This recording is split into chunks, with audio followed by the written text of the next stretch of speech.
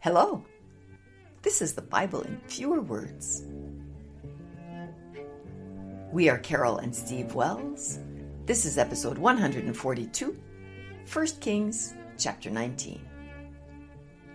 If you enjoy this podcast and the Skeptic's Annotated Bible website, consider supporting us at patreon.com/BFW. Hi, Steve. Hi, Carol. We've met Elijah. Yeah. We have not yet met Jezebel. She's going to be in this episode a little bit. Okay, that woman, that elusive woman that I've heard so much about and seen so little of. Mm-hmm. Because, a lot of women get called Jezebel. Oh, that's true, I guess, yeah. And we need to know what it was that she did so we can either be proud or ashamed of being called Jezebel. Okay. I see Jezebel's in this first line right here. Should we just go ahead and start? Uh-huh. All right, chapter 19, verse 1. Before we go on, Carol, so in the last episode, we had a prayer contest, right? Oh, yes, we did. Who can start the fire underwater? Right. There was no contest there, right? No, God won, hands down. He did.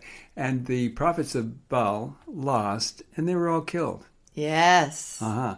The prophets of Baal were Jezebel's boys, right? She's a worshiper of the prophets of Baal. Yep. So she's probably going to want to get back at Elijah now. Okay, that kind of makes sense. Mm-hmm. All right, chapter 19, verse 1. Ahab told his wife, Jezebel, that Elijah had killed the prophets of Baal. Jezebel sent a message to Elijah saying, I'm going to kill you tomorrow at about this time. Good for her. All right, I want to be called a Jezebel. Forever. You could just call me that. All right. When Elijah heard that, he went into the wilderness near Beersheba in Judah and sat under a juniper tree and said to God, just kill me now. Yeah, so... Now I want to be called a Jezebel now. That if that's the way you can make a guy feel. I love that. Yeah. So one of the strange things about this is geographical. Uh-huh. Because he was up in Israel, right? The northern kingdom. Yes. Now he's coming down to Judah. It's actually kind of in the southern part of Judah to Beersheba. Mm-hmm. So it's not a huge country, but it's a long walk. More than 50 miles. Yeah. So he's trying to get away from Jezebel. Yeah. He's now ran down into Judah to Beersheba. Yeah. Sat under a tree and said, yeah, just kill me now. Yeah. Because he thinks he's going to get killed by Jezebel. Then Elijah went to sleep and was touched by an angel who said to him, get up and eat. Yeah, and I use the phrase touched by an angel, not just to be cute, because everybody remembers fondly, right? What do we remember fondly? Well, that TV show, Touched by an Angel, back in the 90s. Oh. And were they 3 female angels? I never saw it. But we remember it fondly. No, I heard about it. It was a thing in the 90s. Uh-huh. I guess it went all the way up, went for 9 seasons or something. Looked it up. Anyway, there was a show, Touched by an Angel, and it was probably based upon this very verse, because it says in the Bible that Elijah was touched by an angel who said to him, get up and eat. All right. Elijah looked up and saw a cake and some water. So he ate the cake, drank the water, and went back to sleep. Yeah. Really? Yeah. This was the first angel food cake.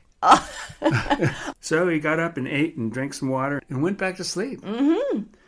The angel came back later and touched him again and said, hey, get up and eat. It's time to get going.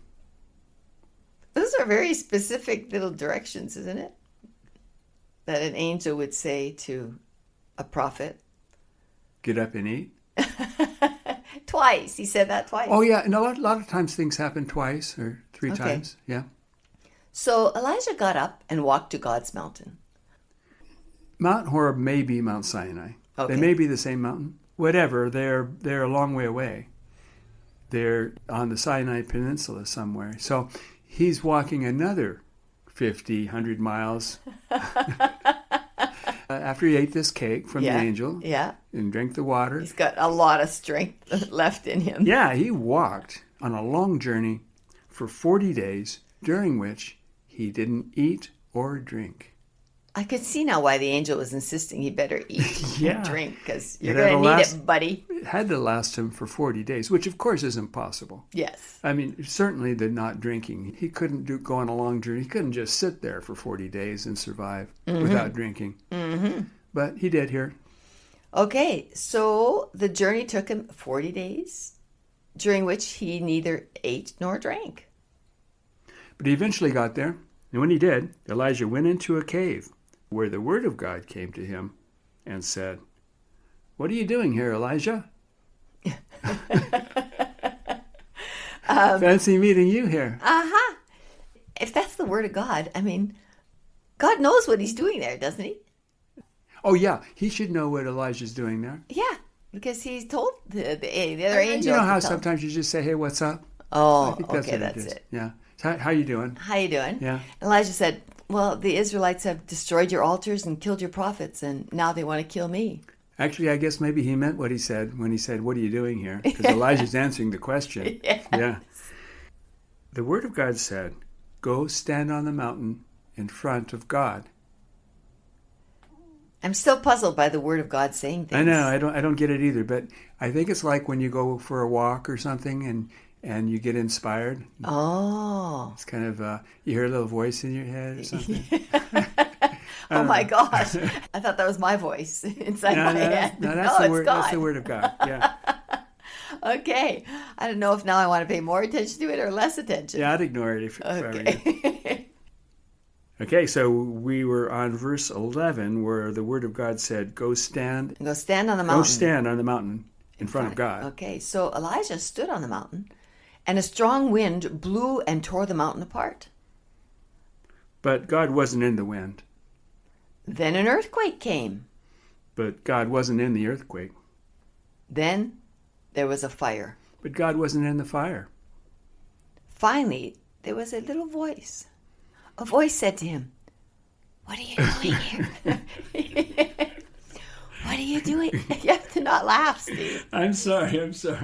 It's that the reason this is funny is not because it's a small voice that's going to be whispering.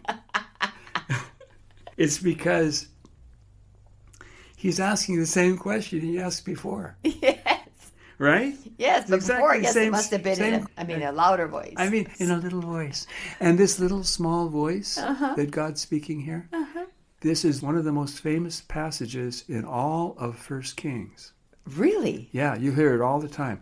God wasn't in the earthquake, and he wasn't in the big wind, and he wasn't in the fire. He was in that wee small voice, that still small voice. And that we all hear. That we all hear. It's the little voice that you hear when you're on your walk. God's speaking quietly to you. And that's that's a really cool thing that Christians like. Yeah. But it's crazy because it starts with "What are you doing here, Elijah?" Yeah, and then the same thing. What are you doing here, Elijah? And he gives the same answer. Yeah. The answer is, well, Elijah said, "The Israelites have destroyed your altars and killed your prophets. Now they want to kill me." It's like God probably could have understood that the first time, right? Yes. God wasn't paying attention. I guess so. He was distracted by a little voice. Yeah. So God said to him, "Go anoint Hazael, the king of Syria, Jehu, the king of Israel, and Elisha, the prophet who will replace you." Yeah. And what's strange here is that God's telling him to do that, and yet he doesn't do it. Really? Yeah. I mean, I don't want to spoil anything. He disobeys God? Well, he doesn't do it because it's done many years later by Elisha. At least the first, this Hazael, the king of Syria. That's going to happen later in 2 Kings after Elisha's gone. And then Jehu, he's not going to anoint Jehu king of Israel either. That's going to be something that Elisha's going to do. But he is going to make Elisha the prophet. That's coming up here. Okay.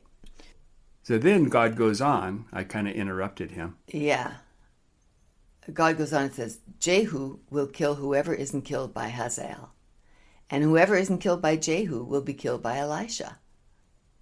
But there will be 7,000 in Israel who haven't bowed or kissed Baal who will survive. Yeah.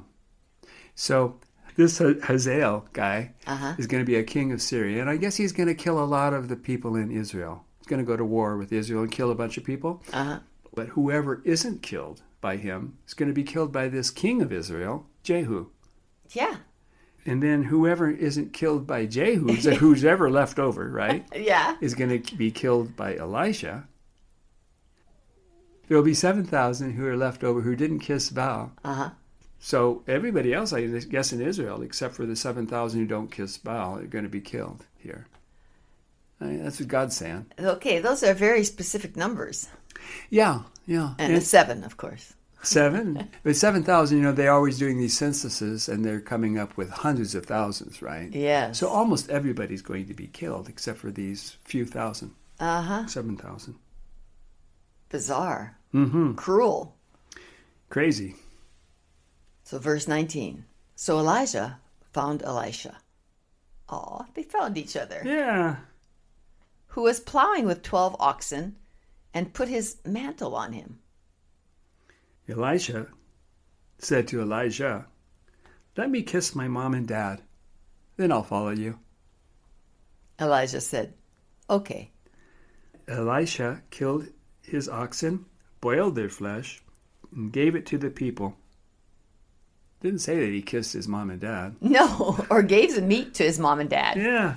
Anyway, after he's done with that, then he followed Elijah. So now they're best buds. Yeah. I guess Elisha had a little voice in him that told him, Elijah's coming to get you. It doesn't say so. No. I'm putting things in that aren't there. Yeah. We should not do No, that. can't do that. Okay, well, thanks for bringing this story to light for us. Sure. But I have to say, other than scaring Elijah, Jezebel does not have a huge role here. No, not really. She just really threatens. I'm going to kill you tomorrow. That's about it. Okay. But he really took that seriously because he ran halfway across the continent here to get away. Yeah. Yeah. All right. You go, Jezebel. All right. Okay. Bye, listeners. Bye, Steve. Bye-bye.